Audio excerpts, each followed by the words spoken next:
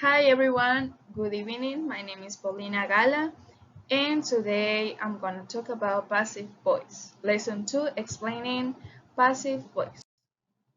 Today I'm going to talk about some difference between active and passive voice.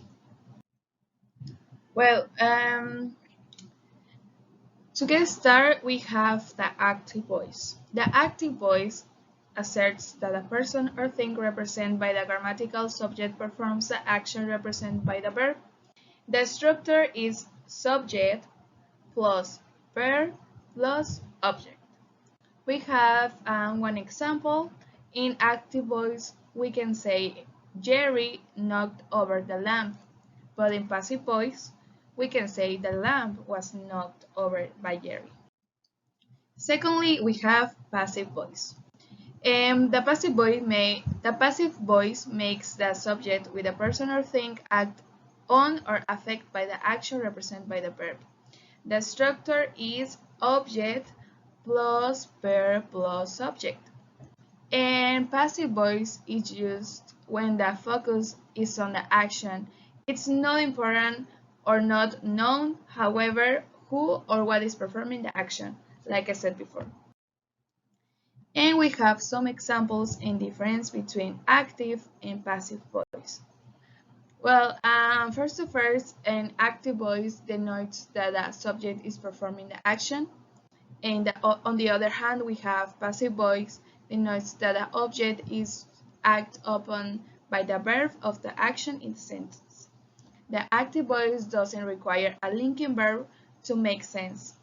In passive voice, uses a linking verb followed by the passive participle of the main verb. In the active voice, focuses on the door of the action. The passive voice comes in handy when the door of the action is undetermined. Inactive voice has a direct, clear, and strong tone. In passive voice has an indirect, weak, and a subtle tone. We have two examples. The first one is, I decored the hall in active voice. In passive voice is, the hall was decorated by me. The second example is, Davy gave Shanti a gift. In passive voice is, Shanti was given a gift by Davy. In passive voice, like I said before, it's not important the last part of the sentence or the complement, but it's the last part. The part of by, that's not important, but you can say it if you have in the active.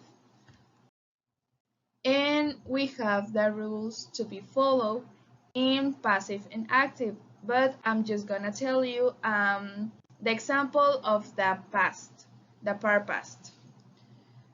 And first, we have the active. In simple tense, we can say Brandon played cricket, but in passive, we can say cricket was played by Brandon.